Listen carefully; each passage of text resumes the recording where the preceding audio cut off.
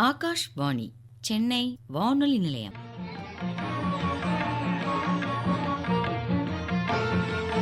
சம்ஸ்கிருத நிகழ்ச்சி.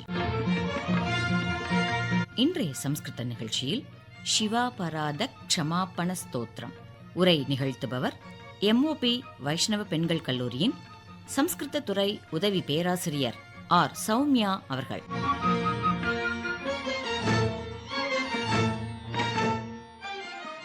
ஸ்ரீ குருப்யோ நமः. வாகர்த்தாவிவ சம்பிருக்தௌ வாகர்த்த பிரதிபத்தயே ஜகதஃ பிதரௌ வந்தே பார்வதி பரமேஸ்வரௌ. ஜகத்குரு ஆதிசங்கரால் இயற்றப்பட்ட பல ஸ்தோத்திர ரத்னங்களில் ஒன்று சிவாபராத க்ஷமாபண ஸ்தோத்திரம் என்பதாகும். 15 ஸ்லோகங்களைக் கொண்ட இந்த ஸ்தோத்திரம் தான் செய்த தவறுகளுக்கு மன்னிப்பு கோரும் விதமாக எழுதப்பட்டுள்ளது. தவறு செய்வது மனிதனின் பிறவி குணம். டு எரர் இஸ் ஹியூமன் என்று சொல்வார்கள். ஆனால் அந்த தவறினை தவறு என்று ஒப்புக்கொள்ளுதலின் மூலம் நாம் மன அமைதியை அடைய முடியும். படித்தவன் பாமரன் என்று எந்தவித வித்தியாசமும் இல்லாமல் எல்லோராலும் செய்யப்படுகின்ற தவறுகளை விவரித்து அதற்கு சிவனிடம் க்ஷமா யாச்சனம் செய்கிறார் ஆதிசங்கரர். இந்த ஸ்தோத்திரத்தின் முக்கிய அம்சங்களுள் ஒன்றாக இது கருதப்படுகிறது. அது மட்டுமல்லாமல் சங்கரர் அத்வைத வேதாந்தத்தை போதித்தாலும் இந்த ஸ்தோத்திரம் அவருடைய தீவிர சிவபக்தியை வெளிப்படுத்துகிறது. சித்தசுத்தி, பக்தி, இறைவனின் கருணையினாலேயே மோட்சம் சித்திக்கும் என்று உணர்ந்து அவரை சரணடைதல் ஆகியவற்றை வலியுறுத்துகிறது. சிவனிடத்தில் மன்னிப்பு கேட்கும் ஸ்லோகமாகியினால் ஒவ்வொரு ஸ்லோகத்தின் 4வது அடியானது க்ஷந்தவ்யோ மே அபராத சிவ சிவ சிவபோ ஸ்ரீ மகாதேவ சம்போ என்று முடியும் விதமாக அமைந்துள்ளது. இந்த ஸ்தோத்திரத்தில் முதன் பகுதியாக மனிதன் 4 வகை அவஸ்தைகளில் அனுபவிக்கக்கூடிய துன்பங்களை பட்டியலிடுகிறார். அந்த துன்பம் மிகுதியால் ஈஸ்வர சிந்தனம் இல்லாமல் இருந்தமைக்கு மன்னிப்பும் கேட்கிறார். இந்த உலகத்தில் கிடைப்பதற்கு அரிதாக கருதப்படுவதும் தெய்வத்தின் அனுக்கிரகத்தினால் மட்டுமே அடையப்பெறுவது 3 என்கிறார் விவேக சிந்தாமணியில். அதாவது துர்லபம் த்ரயமேதத் தெய்வானுக்கிரக ஹேதுகம் மனுஷ்யத்வம் முமுக்ஷுத்வம் மகாபுருஷ சம்ஸ்ரயா என்பது. மனித பிறவி, மோக்ஷத்தில் ஆசை மற்றும் மகாபுருஷர்களின் சேர்க்கை, இந்த 3ம் கிடைப்பதற்கு அரிதானவை.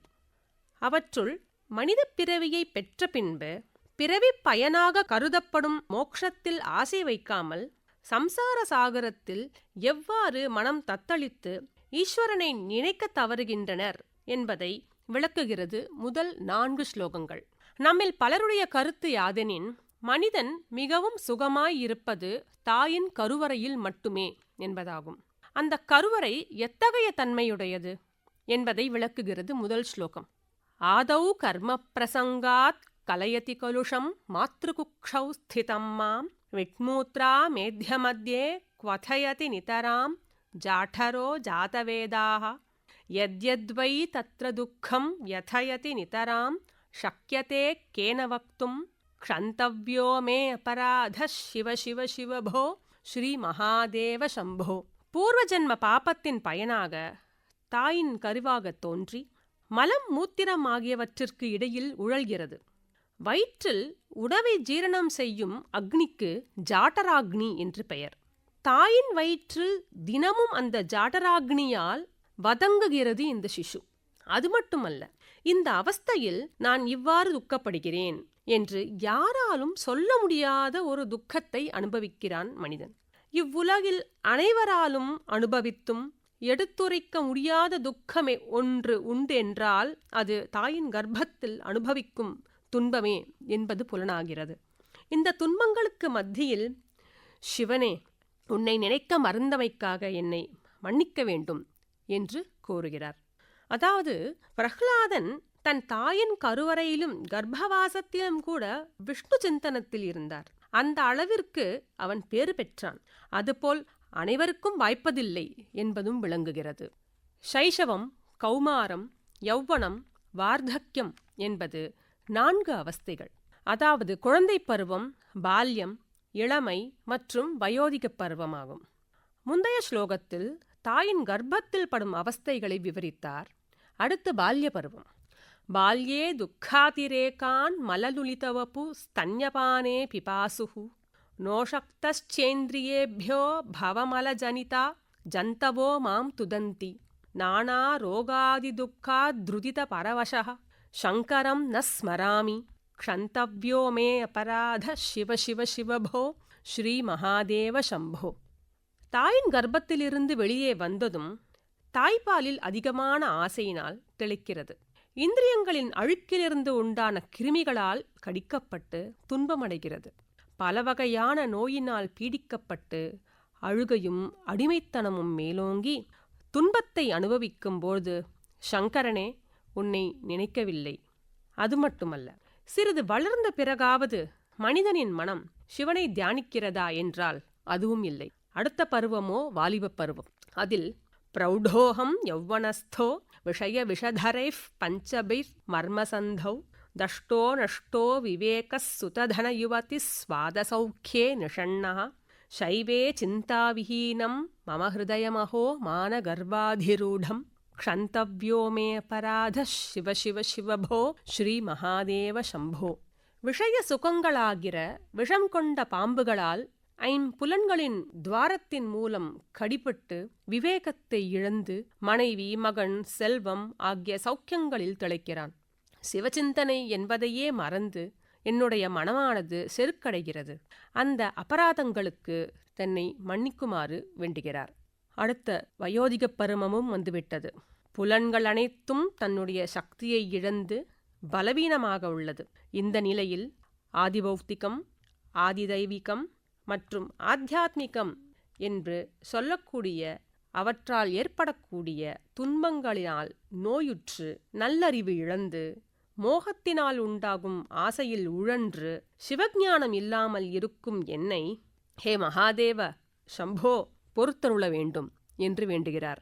வார்த்தக்யே சேந்திரியானாம் விகலகதிமதிச்சாதி தைவாதி தாபைஹி பிராப்தைர் ரோகைர் வியோகைர் வியசன கிருஷதனோர் ஞப்திஹீனம் ச தீனம் மித்யா மோகாபிலாஷைர் பிரமதி மம மனோ தூர்ஜடேர் தியானசூன்யம் க்ஷந்தவ்யோ மே அபராத சிவ சிவ சிவபோ ஸ்ரீ மகாதேவ சம்போ.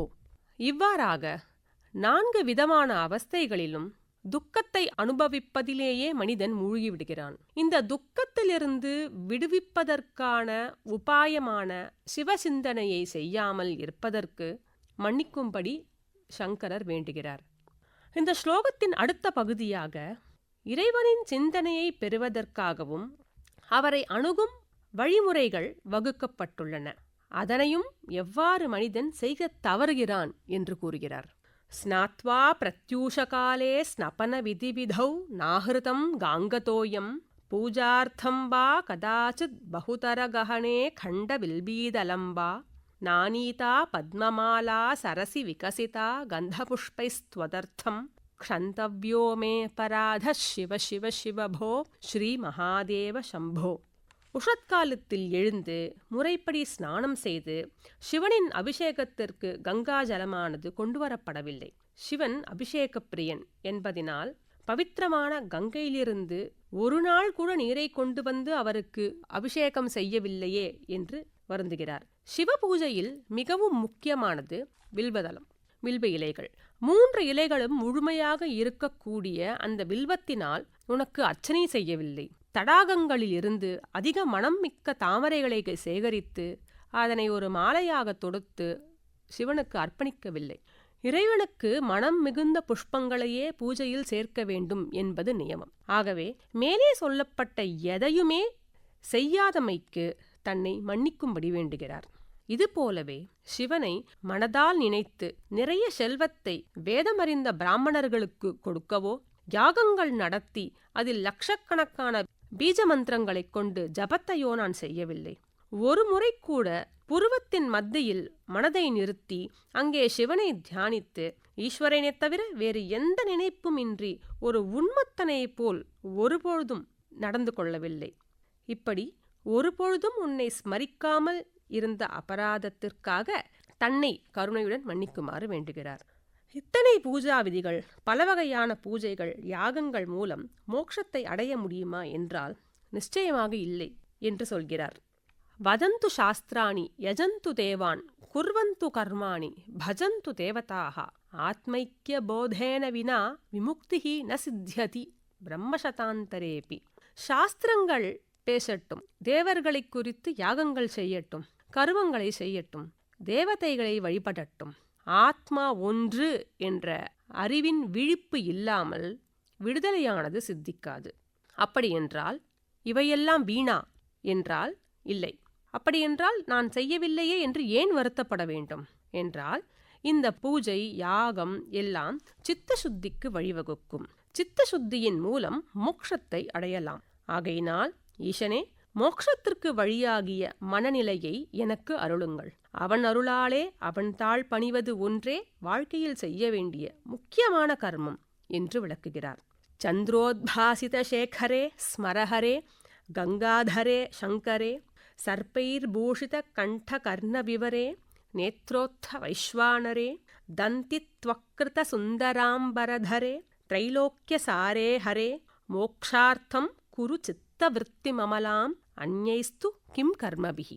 இறுதியாக இந்த உலகத்தில் உள்ள நிலையற்ற தன்மையை விளக்கி இறைவனிடம் சரணாகதி அடைவது ஒன்றே தான் செய்யக்கூடியதாகவும் சிவனுடைய கருணையினால் காப்பாற்றும்படியாகவும் வேண்டுகிறார்.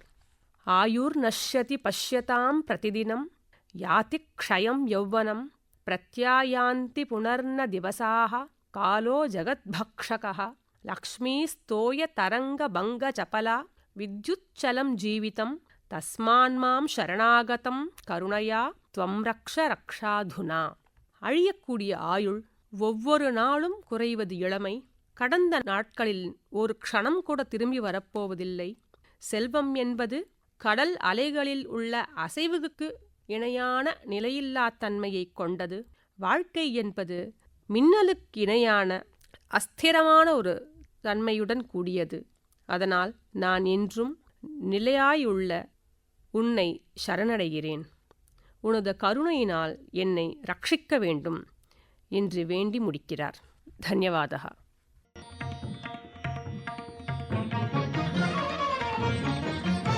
இன்றைய சம்ஸ்கிருத நிகழ்ச்சியில் நேயர்கள் இதுவரை கேட்டது சிவாபராத க்ஷமாபண ஸ்தோத்திரம். உரை நிகழ்த்தியவர் MOP வைஷ்ணவ பெண்கள் கல்லூரியின் சம்ஸ்கிருத துறை உதவி பேராசிரியர் R. சௌமியா அவர்கள். இத்துடன் இன்றைய சம்ஸ்கிருத நிகழ்ச்சி நிறைவு பெறுகிறது.